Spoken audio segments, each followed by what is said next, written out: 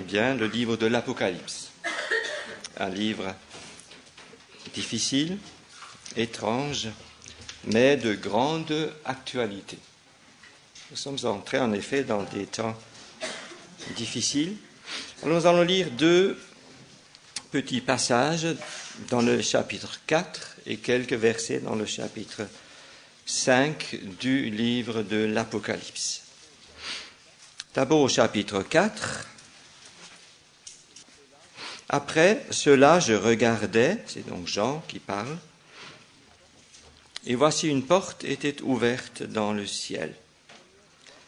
La première voix que j'avais entendue comme le son d'une trompette et qui me parlait dit « Monte ici, et je te ferai voir ce qui doit arriver dans la suite. » Aussitôt je fus saisi par l'Esprit, et voici, il y avait un trône dans le ciel, et sur ce trône, quelqu'un était assis.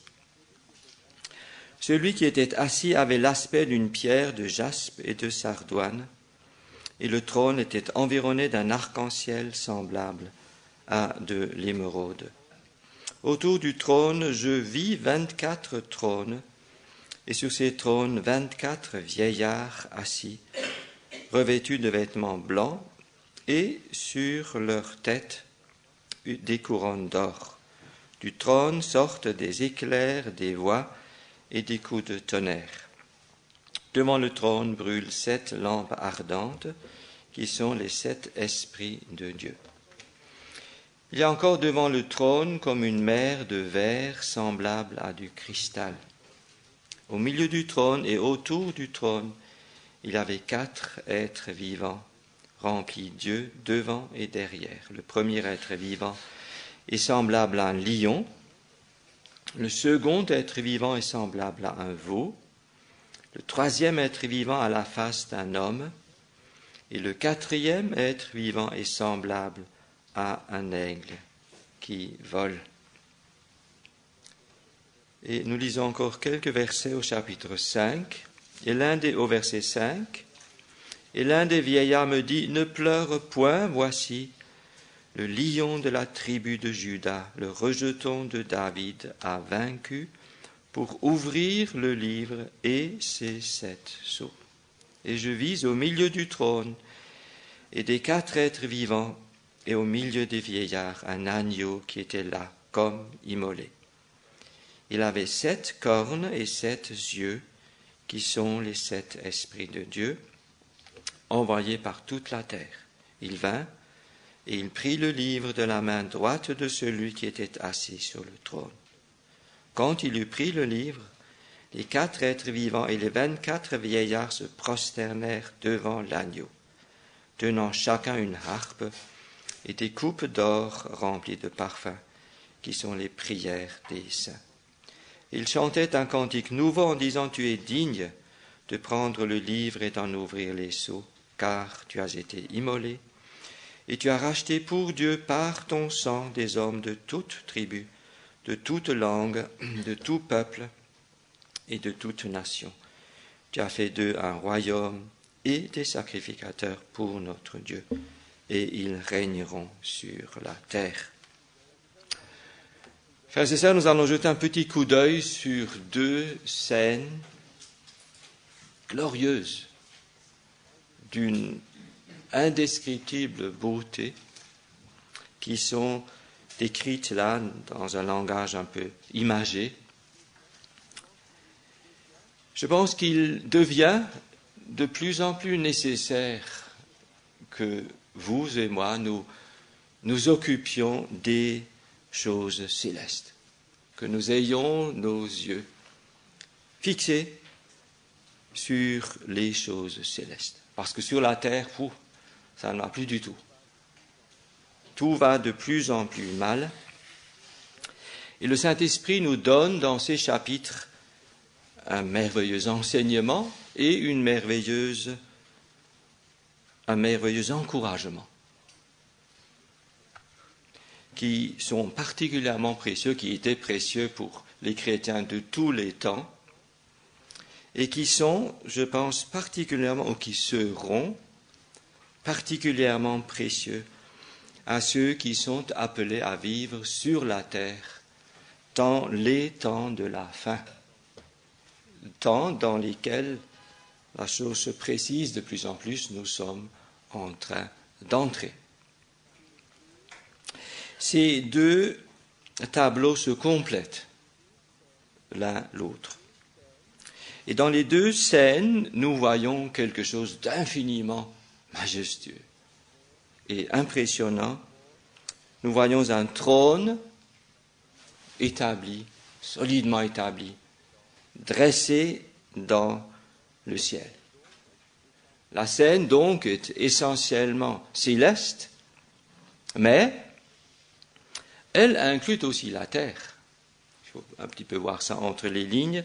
Elle implique également, et c'est cela qui nous intéresse aussi particulièrement, elle implique aussi le peuple de Dieu sur la terre, vivant dans des conditions très difficiles.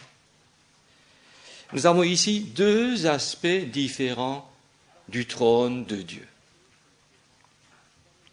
C'est le même trône, mais il est vu sous deux angles différents. Voyons tout d'abord rapidement le tableau du chapitre 4. Ce tableau, pour peut-être nous aider à nous mettre dans le bain, est une explication plus détaillée, plus complète et imagée de ce que le Seigneur Jésus avait dit bien auparavant à ses disciples et que nous trouvons dans le fameux chapitre 24 de l'évangile de Matthieu. C'est le verset 14 de Matthieu 24. Je vous lis ce verset. Le Seigneur, là, dans ses solennels discours eschatologiques concernant la fin, a dit à ses disciples, cette bonne nouvelle, l'évangile donc, sera prêché dans le monde entier pour servir de témoignage, retenez le mot témoignage, à toutes les nations. Alors viendra la fin. Ce verset, vous le retrouvez dans le chapitre 4 du livre de l'Apocalypse sous une forme imagée, avec donc d'autres adjonctions plus détaillées. Il s'agit pour nous de faire ce que nous dit le verset 13 de Matthieu 24, celui qui persévérera jusqu'à la fin de sa vie ou fin de la dispensation jusqu'à ce que le Seigneur vienne, celui-là, même s'il est sauvé, c'est-à-dire ceux qui sont sauvés, sont appelés à persévérer afin d'être sauvés, c'est-à-dire afin d'être enlevés dans la gloire. Le mot salut ici au verset 13 signifie le départ, l'envol dans la gloire auprès de notre Seigneur Jésus-Christ. Alors je reviens tout de suite à ce chapitre 4 du livre de l'Apocalypse. Au début du chapitre, l'apôtre Jean, le déporté dans cette île déserte de Patmos, reçoit un ordre d'en haut, monte. Il est appelé en haut, en esprit, et je te ferai voir ce qui doit arriver dans la suite. Son Seigneur veut lui montrer des choses excessivement importantes. Et donc Jean voit là, verset 2, un trône. Et sur ce trône est assis quelqu'un. Il n'ose pas le nommer, il est tellement saisi par la majesté de celui qui est assis sur le trône. Il dit simplement que sur ce trône est assis quelqu'un. Il y a certainement, si on voit la chose dans le contexte historique et aussi le contexte actuel, si vous voulez, un contraste incroyable, là, dans ce chapitre, entre ce qui se passe dans le ciel et ce qui se passe en bas sur la terre. Que se passe-t-il sur la terre, d'après le contexte apocalyptique du livre? Sur la terre, c'est une révolte générale, incroyable, implacable, contre le Seigneur, contre le christianisme, contre le Christ de Dieu. C'est la réjection progressive, inexorable de toutes les valeurs chrétiennes. Donc, du Christ, le Fils de Dieu, on n'en veut plus. Le psaume 2 en parle aussi déjà. Là, c'est le contexte sur la terre. Mais dans le ciel se trouve ce trône inébranlable, le trône de la majesté de Dieu. On a l'impression que celui qui est assis sur le trône n'est pas le moins du monde impressionné par l'agitation qui se manifeste parmi les peuples de la terre. Je vis quelqu'un était assis, c'est qui? C'est Dieu, bien sûr. C'est le Fils éternel de Dieu. C'est celui qui, de toute éternité, est Fils absolument égal au Père. Le Christ, le Fils éternel, le Seigneur. Nous avons là, nous pourrions, l'affirmation de Éphésiens 1er, verset 21, le Fils élevé au-dessus de toute domination, de toute autorité, de toute principauté, de tout nom qui peut être nommé. C'est Jésus-Christ dans sa gloire indescriptible, dans son autorité souveraine, universelle, Matthieu 28, 18, vous connaissez bien ce verset. Toute autorité, tout pouvoir, littéralement toute autorité m'est donnée, a-t-il dit, avant de s'en aller, dans les cieux et sur la terre. C'est lui que Jean voit là sur le trône. Mais son autorité est terriblement contestée. C'est une contestation universelle contre l'autorité de celui qui est sur le trône. Sur la terre, en quelque sorte, Satan va réclamer l'adoration. Et il l'aura. Des multitudes vont donner à Satan l'adoration. Nous allons tout droit vers ces temps terribles. Donc on peut dire que des jugements divins, parce que le Seigneur est sur le trône, vont être indispensables, incontournables. De terribles jugements de Dieu. Et nous les trouvons décrits donc à partir du chapitre 6, vous connaissez cette succession de jugements. Et ces jugements seront exécutés par le Fils de Dieu en personne.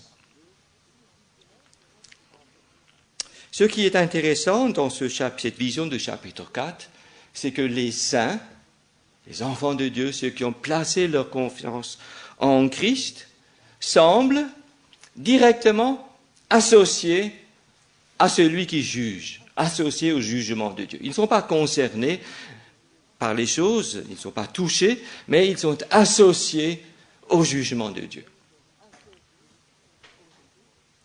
C'est-à-dire que les jugements de Dieu qui ont commencé à se manifester sur la terre sont dans une large mesure, frères et sœurs, il est bon de nous en souvenir, une expression de la colère de Dieu à cause de ce qu'on fait aux siens, à cause de la manière dont on traite son peuple. Les traitements que reçoivent les saints sont une gifle dans la face du Très-Haut. Ceci se dégage de ce livre. Et on peut dire donc que les saints sont en quelque sorte associés à ces jugements. Le trône donc d'Apocalypse 4 est un trône de jugement. C'est difficile à dire, mais c'est comme ça. Et la colère de Dieu se manifeste. Verset 5, du trône sortent des éclairs, des voix et des coups de tonnerre. Expression imagée, symbolique de la colère de Christ, la colère de l'agneau. Et on sent que le Seigneur se fâche, le Dieu de gloire. Vous savez, nous n'avons pas le temps de nous arrêter, la même image au début du livre d'Ézéchiel, un peu semblable. Et dans cette vision, Ézéchiel a vu aussi, au-dessus d'un ciel, au-dessus de ce chariot, cette étonnante, étrange vision, il voit une figure d'homme en haut sur le trône. Il a vu lui aussi le Fils éternel de Dieu. Il a eu cette vision juste avant un terrible châtiment qui a frappé la nation infidèle, le peuple juif qui avait vraiment exagéré à l'endroit de son Dieu dans son comportement infidèle. Dans ce chapitre 4, au verset 3, il y a cependant une vision de l'arc-en-ciel. Ça veut dire que dans sa colère, le Seigneur se souvient toujours de son alliance avec les siens. Il se souvient toujours de sa miséricorde. Il restera certainement, même s'il doit se fâcher, fidèle à ses promesses, fidèle à son alliance de grâce. Au verset 4 de ce chapitre 4 de l'Apocalypse, nous avons l'étrange image de 24 trônes autour du trône de la majesté de Dieu. Sur ces trônes sont assis 24 anciens, littéralement des anciens, 24 vieillards, 24 anciens couronnés. Étrangement, cette vision-là, un petit détail, manque dans la vision d'Ézéchiel. Elle n'y est pas. Mais elle se trouve ici puisque nous sommes dans la nouvelle alliance. Ces 24 sont assis sur des trônes. Ceci nous fait penser à Éphésiens 2, verset 6. Il nous a fait asseoir ensemble dans les lieux célestes. Ils sont revêtus de vêtements blancs, expression des bonnes œuvres qu'ils accomplissent, œuvres préparées d'avance, expression de leur fidélité, par exemple Apocalypse 3, chapitre 3, verset 4, la promesse à ceux de Sardes qui n'avaient pas souillé leurs vêtements. Le Seigneur leur dit, ils marcheront avec moi en vêtements blancs. Ces anciens vieillards sont couronnés. Ce sont des couronnes qui typifient les récompenses. Les récompenses, c'est-à-dire qui se manifesteront par leur participation au gouvernement. 2 fois 12, 12, 12, j'ai une insistance mise sur le chiffre 12. Ces gens-là sont appelés à gouverner, à régner avec Christ à cause de leur fidélité. À cause de leur fidélité à leur roi, Christ, dans des temps très difficiles. Que représentent ces 24 vieillards? Ils sont représentatifs, évidemment, d'un nombre beaucoup plus grand de personnes. Ils représentent l'Église, frères et sœurs, qui est le corps de Christ, considéré dans sa position céleste. Éphésiens 2,6, il nous a fait donc asseoir dans les lieux célestes. Colossiens 1, verset 13, il nous a transportés dans le royaume du Fils de son amour. Le caractère céleste, c'est-à-dire de cette position céleste de l'Église, est fortement souligné dans ce tableau. Ce sont, frères et sœurs, donc des enfants de Dieu en vie sur la terre et qui vivent là qui vont vivre pendant les temps de la fin. Peut-être vous et moi, qui sont typifiés ici par ces 24 vieillards. On pense souvent à tort que le fait que Jean voit les 24 vieillards en haut veut dire que l'enlèvement aura lieu à ce moment-là. Personnellement, je vois les choses autrement. Je pense que l'enlèvement est situé plus loin dans le livre, il se trouve au chapitre 12 du livre de l'Apocalypse, et qu'il aura lieu un peu plus tard dans le cours de l'histoire. Mais qu'à ce moment-là, nous sommes encore avant l'enlèvement, donc dans les temps actuels précédents de peu le retour du Seigneur pour les siens. Ces 24 vieillards représentent des chrétiens vraiment attachés à Christ. Des chrétiens comme ceux de Sardes qui n'avaient pas souillé leurs vêtements. Aujourd'hui, le danger pour nous de souiller nos vêtements de chrétiens est grand, parce que les tentations sont terribles. Mais ces chrétiens de Sardes n'avaient pas, quelques-uns, n'avaient pas souillé leurs vêtements par un contact interdit avec le monde. Ces chrétiens peuvent aussi représenter ceux de Philadelphie, l'Église fidèle, auquel le Seigneur dira, parce que tu as gardé la parole de la persévérance, je te garderai aussi hors d'eux, pas à, mais d'eux, littéralement, hors de l'heure de la tentation qui viendra sur le monde entier. Parce que tu as été persévérant. Tu as gardé ma parole avec persévérance dans des temps difficiles. Ce sont ces chrétiens-là, fidèles, attachés à Christ, pour lesquels Christ est tout. Ce sont ceux-là qui sont typifiés par ces 24 vieillards. Chrétiens donc qui vivent sur terre. Le fait qu'ils soient vus sur des trônes en haut, tout près du trône de la gloire, veut dire non seulement qu'ils occupent une position céleste, parce que chaque croyant, vous le savez bien, occupe une position céleste. Mais le fait qu'ils soient vus au ciel veut dire qu'ils vivent conformément à la position céleste. Parce que pour nous, il ne suffit pas que nous ayons une position céleste, puisque nous l'avons dès le jour où nous avons cru en Christ. Nous avons été en quelque sorte, d'ailleurs, il y a bien longtemps avant déjà, depuis 2000 ans, nous sommes dans les cieux en Christ, aux yeux de Dieu. Mais ceci ne suffit pas, il faut que nous vivions conformément à notre position céleste. En d'autres termes, ces chrétiens, hommes et femmes, qui sont typifiés parce qu'il y a aussi des sœurs là-dedans, par ces 24 vieillards, sont unis en esprit à leur Seigneur sur le trône. Voilà donc une exhortation puissante pour nos cœurs, frères et sœurs. Il faut qu'en esprit, nous soyons attachés à notre Seigneur dans la gloire. Et le fait qu'ils soient couronnés veut dire sans doute le fait qu'ils règnent d'ores et déjà dans la vie.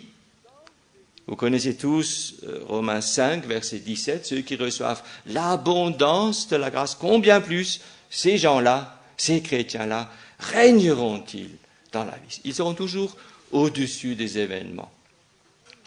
Par Jésus-Christ seul, dit le texte. Ça veut dire, si vous et moi, nous pouvons régner dans la vie, ce ne sera pas par nos efforts, ce sera par Jésus-Christ seul. On a l'impression qu'il y a une merveilleuse entente entre celui qui est sur le trône et les 24 vieillards. Ils sont en fait un. Il y a aussi une merveilleuse entente entre les 24 vieillards. C'est un tableau extrêmement harmonieux. Alors dans ce tableau, il y a ensuite, au verset 6, un autre élément encore plus étrange. Ces étranges 4 êtres vivants. Deuxième moitié du verset 6, au milieu du trône, et autour du trône, il y a 4 êtres vivants, remplis Dieu devant et derrière. Étrange tableau. Ils sont au milieu du trône et autour du trône.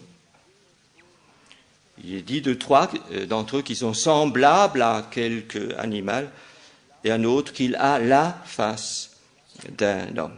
Et chacun diffère de l'autre. Vous avez la même chose dans Ézéchiel 1er, pas tout à fait, mais quand même c'est très ressemblant. Il y a aussi 4 êtres vivants dans le livre d'Ézéchiel. Vous pouvez lire ce chapitre 1er d'Ézéchiel, nous n'avons pas le temps de nous y arrêter. La signification en Ézéchiel 1 et Apocalypse 4 est exactement la même. En Ézéchiel 1, nous avons une image, une description imagée de la mission qui va être confiée au peuple juif sur la terre. Parce qu'il a une mission, ce peuple, une fois qu'il sera converti, enfin. Et ici, en Apocalypse 4, nous avons une chose très importante, à savoir, nous avons une description imagée, en type, en figure, de la difficile mission qui est confiée à l'Église, c'est-à-dire à vous, à moi, à l'Église du Seigneur, à la fin. À savoir, rendre témoignage à Christ. Rendre témoignage à Christ dans des temps difficiles, Matthieu 24, afin qu'il y ait là un témoignage, parmi toutes les nations, parmi toutes les ethnies. Un témoignage, et ceci malgré l'opposition de plus en plus féroce contre le témoignage, contre Christ. Et cette mission sera accomplie par les croyants attachés à Christ grâce à l'union étroite entre le trône et eux. Parce que notre contact avec le trône que nous pouvons établir chaque fois que nous nous saisissons de Christ par la foi, chaque fois que nous nous attachons à Christ par la foi, nous sommes en contact avec le trône. Et dès que nous sommes en contact avec le trône et celui qui est sur le trône, nous sommes mis au bénéfice des ressources infinies et inépuisables qui sont cachées et contenues en notre glorieux Seigneur Jésus. Des ressources inépuisables et qu'il désire nous communiquer abondamment par ses secours, mais aussi par son esprit qui nous communique et qui désire nous communiquer abondamment sa propre vie. Et grâce à ce secours triomphant que nous donne le trône, nous serons, si nous nous attachons à Christ, rendus capables d'accomplir la difficile mission qui nous est confiée. Maintenant, se pose une question. Que veut dire, tout compte fait, rendre témoignage à Christ? Je veux dire rendre témoignage à Christ au plein sens du terme. Ça va plus loin que dire « j'ai été sauvé, je connais le Seigneur ». Il faut le dire, évidemment, il faut le faire savoir aux gens. Mais ici, nous apprenons dans ce chapitre que rendre témoignage à Christ, ça va encore plus loin. Et Dieu veut que nous portions le témoignage dans ces ténèbres actuelles, le témoignage au plein sens du terme, selon la terminologie apocalyptique, le témoignage de Jésus. Plusieurs fois, vous trouvez cette expression, le témoignage de Jésus. L'Église est appelée à être le véhicule du témoignage de Jésus. Ça, c'est quelque chose d'impressionnant. La réponse à cette question, qu'est-ce que le témoignage, vous l'avez dans les 4 êtres vivants. Le premier, est-il dit, avait ou était semblable à un lion.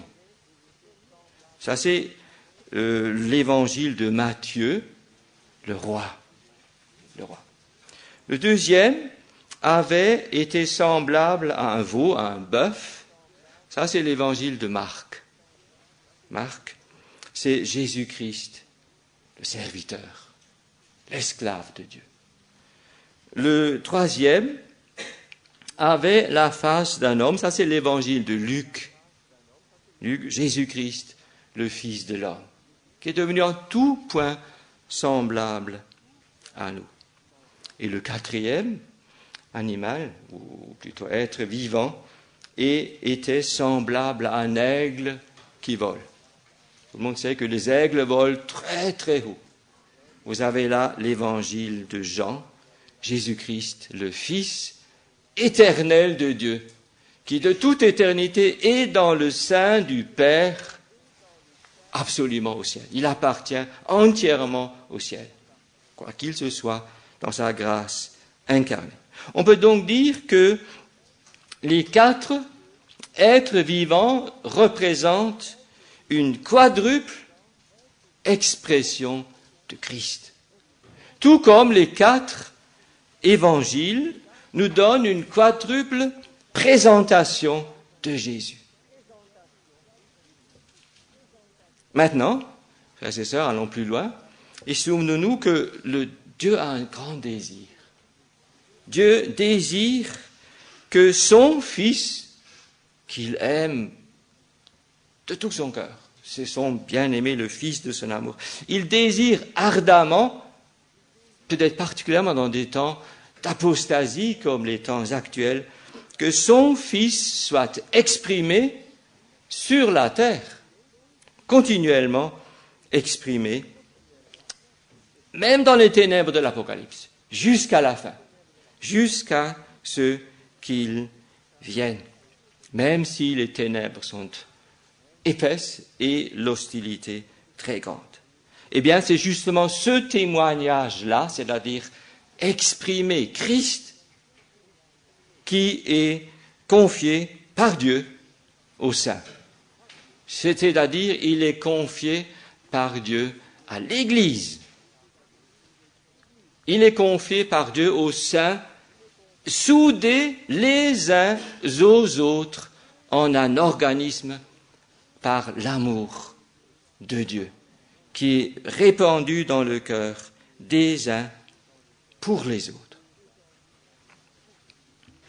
Voilà le témoignage donc de cette image étrange. On peut dire qu'un seul à Célestat ne suffit pas pour que ce témoignage soit rendu. Pour que ce témoignage soit rendu à Célestat, il faudrait qu'il y en ait au moins 2.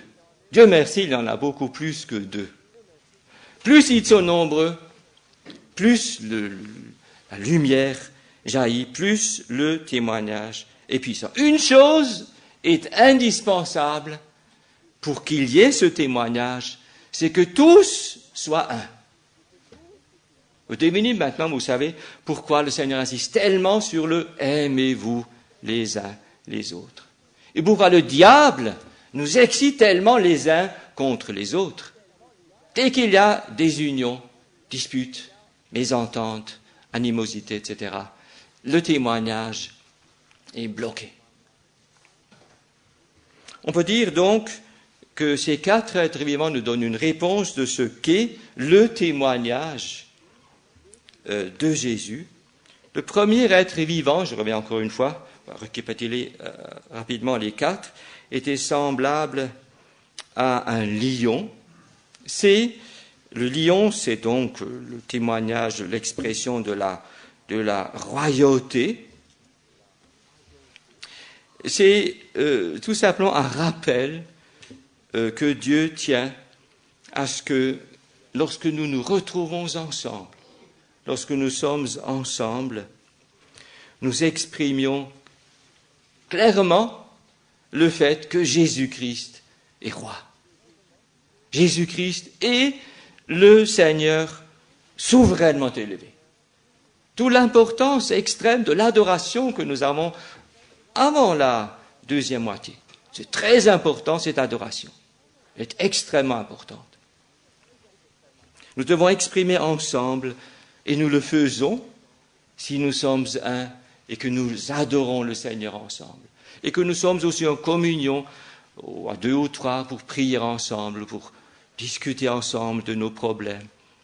Chaque fois que vous avez ce peuple de Dieu réuni, ces 2 ou 3 rassemblés autour du Seigneur, parfaitement un, il y a par le Saint-Esprit qui habite dans les uns et dans les autres, cette manifestation, cette expression, cette preuve devant le monde visible et invisible que Jésus-Christ, leur Seigneur, est roi.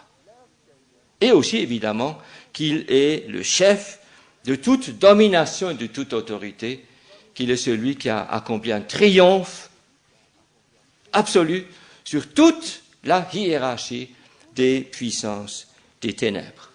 Ce témoignage demande la prière collective. Ça, c'est une manière particulière de prier, c'est la prière lorsqu'on s'adresse à la montagne. Et je pense que nous entrons dans des temps où nous serons obligés de prier de cette manière-là. Parler à la montagne et ordonner au nom de notre Seigneur à la montagne de céder.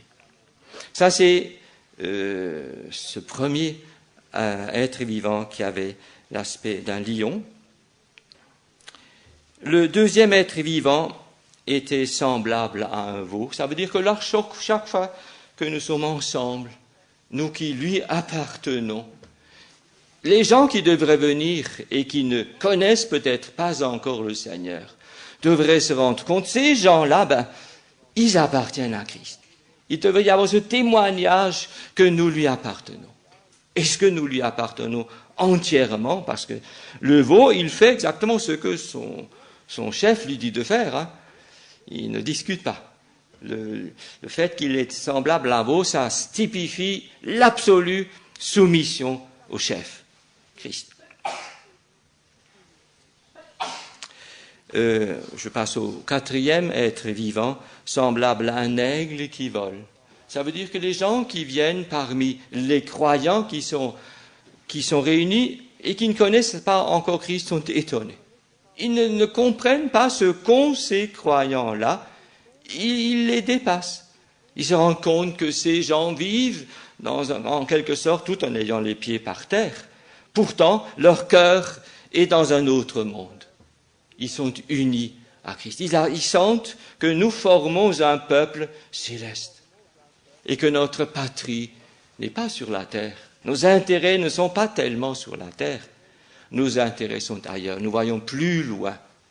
Voici un autre témoignage que nous sommes amenés à rendre. Et pour terminer, 2 mots sur la vision d'Apocalypse 5, en 1-2 minutes. Là, vous n'avez plus le trône du jugement, vous avez un autre trône. C'est un autre aspect du même trône. C'est le trône de la grâce. C'est une réunion de famille, c'est une réunion entre le Seigneur et les siens. Et là, je voudrais juste vous dire 2 choses à propos de ce trône au milieu duquel il y a l'agneau qui a été sacrifié et qui maintenant est glorifié, le Rédempteur, qui est au-dessus de tout et de tous. 2 choses à propos de la vision. Premièrement, c'était une exhortation pour moi, l'importance de la prière. Nous n'avons pas eu le temps de lire le verset 8, mais là nous voyons les 4 êtres vivants et les 24 veilleurs tenant des coupes d'or remplies de prières qui montent. L'importance extrême de nos prières individuelles et de nos prières collectives. Ô Seigneur, donne-nous une vie, que nous ayons une vie de prière, que nous soyons trouvés souvent en prière, que lorsque nous nous disons bonjour, que nous nous saluons, que nous rendons visite à ta fête, nous nous quittions plus jamais sans avoir plié les genoux et avoir adressé quelques requêtes, louanges, adoration à notre grand Rédempteur qui vient. Et deuxième chose, avant de terminer, c'est l'importance extrême de l'adoration. De l'adoration. Et les vieillards se prosternèrent, fin du chapitre 5, et adorèrent. L'adoration est une chose excessivement importante aux yeux de Dieu. Que le Seigneur fasse de nous des adorateurs. Que toute notre vie, frères et sœurs, devienne de plus en plus une vie d'adoration. Que le Seigneur nous aide, c'est un programme terrible. Personne ne peut l'accomplir. Mais Christ peut l'accomplir au travers de nous. Lui, il peut le faire. Oh, qu'il le fasse. Et alors, nous jetterons aussi nos couronnes devant le trône, parce que nous dirons, Seigneur, lorsque nous serons là-haut, c'est toi qui as tout fait. Reçois toute la gloire. Que le Seigneur vous bénisse.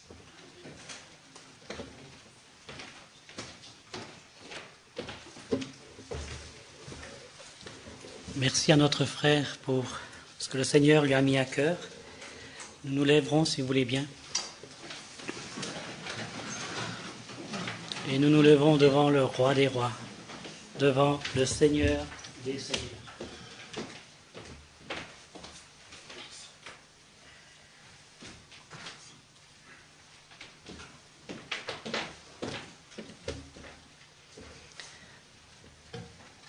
Seigneur notre Dieu, nous sommes là devant toi, nous sommes à tes pieds, conscients de nos manquements. Oh, nous voulons te louer, te bénir, parce que toi, notre Dieu, ce Dieu majestueux, tu es si grand, si puissant. Tu es un Dieu de pureté, un Dieu de lumière. Et nous, ta création, ta créature, nous nous sommes détournés de toi. Nous avons failli, nous avons péché contre ta sainteté. Pardon parce que nous avons ta parole et combien de fois nous avons négligé ton conseil. Et pourtant, tu nous mets en garde, tu nous préviens, tu nous avertis avec amour. Ô Père, nous voulons encore te remercier pour ce message de grâce ce matin. Nous voulons te remercier pour cette parole puissante que tu nous as donnée ce matin. Et nous voulons te demander au nom de Christ, Père Céleste, que tu nous aides chacun, chacune à entrer dans cette vie spirituelle, à entrer dans cette dimension spirituelle que tu nous proposes par Christ. Nous voulons vraiment te remercier, Seigneur Jésus-Christ, parce que tu es l'agneau de Dieu qui ôte nos péchés. Merci parce que tu as tout accompli à la croix de Golgotha. Merci parce que tu nous as rappelé qu'avec toi, nous avons été crucifiés. Mais aussi avec toi, Seigneur Jésus-Christ, nous sommes ressuscités en nouveauté de vie. Pardon parce que souvent nos vies ne reflètent pas cette crucifixion, parce que le vieil homme a encore tellement de place en nous. Pardon parce que nous oublions si vite ces choses. Donne-nous de repenser à tout ce que tu nous as dit ce matin, ce que tu nous as rappelé. Donne-nous de garder nos regards fixés sur toi, ô Roi des rois, Seigneur des seigneurs. Et tu nous demandes de croître dans ces choses spirituelles. Nous voulons te demander ta grâce, que tu nous donnes à chacun de non seulement te garder comme sauveur personnel, mais aussi de faire de toi, Seigneur Jésus, notre maître, celui qui dirige, celui qui gouverne notre vie à chacun. Ô Seigneur Jésus-Christ, c'est vrai, les temps, les événements nous parlent de ta parole et nous rappellent que ta parole est la vérité et que bientôt tout ce que nous voyons disparaîtra. Oh, donne-nous de nous préparer pour l'avènement, ton avènement, Seigneur Jésus, l'enlèvement. Mais en attendant, donne-nous, Seigneur, de travailler à cet enlèvement. Donne-nous, Seigneur Jésus-Christ, d'avancer dans tes voies, de progresser dans la foi, de progresser spirituellement. Et comme tu nous l'as rappelé, d'être attaché à toi, plus que toute autre chose. Ô Seigneur Jésus, viens à notre aide. Et nous voulons encore te louer, te bénir pour ta fidélité. Tu ne manques jamais. Ô Seigneur Jésus, tu es fidèle à tout ce qui est dit dans ta parole. Et tu nous as donné ta parole pour que nous sachions, pour qu'un jour nous ne puissions pas dire « Oh, je ne savais pas ». Mais Seigneur Jésus-Christ, que nous soyons ces hommes et ces femmes attachés à ta parole et que nous soyons un témoignage à ta gloire. Ô Seigneur Jésus-Christ, il y va de notre avenir éternel. Viens à notre aide et donne-nous d'être aussi, de devenir ces hommes et ces femmes de prière, qui vivent en communion avec toi, qui dépendent de toi pour toutes choses, et qui ne gouvernent plus leur propre vie, mais qui dépendent dans les moindres détails de toi. Et Seigneur Jésus-Christ, nous voulons aussi maintenant te remettre tous ceux qui parmi nous passent par l'épreuve de la maladie, de la souffrance. Nous te prions, Seigneur Jésus-Christ, que tu fortifies chaque frère et sœur, que tu les visites, que tu les renouvelles, que tu leur accordes une grâce toute spéciale et qu'au travers de la souffrance, ils puissent mieux saisir et mieux comprendre tes souffrances, Seigneur Jésus, tout ce que tu as subi à la croix de Golgotha, sur cette croix où tu as expié pour nos fautes. Et nous voulons te demander maintenant, Seigneur Jésus-Christ, que ta grâce, que ta paix, que ton amour nous accompagne chacun. Père, au nom de Christ, notre Sauveur, le plus beau des noms, Jésus-Christ. Amen.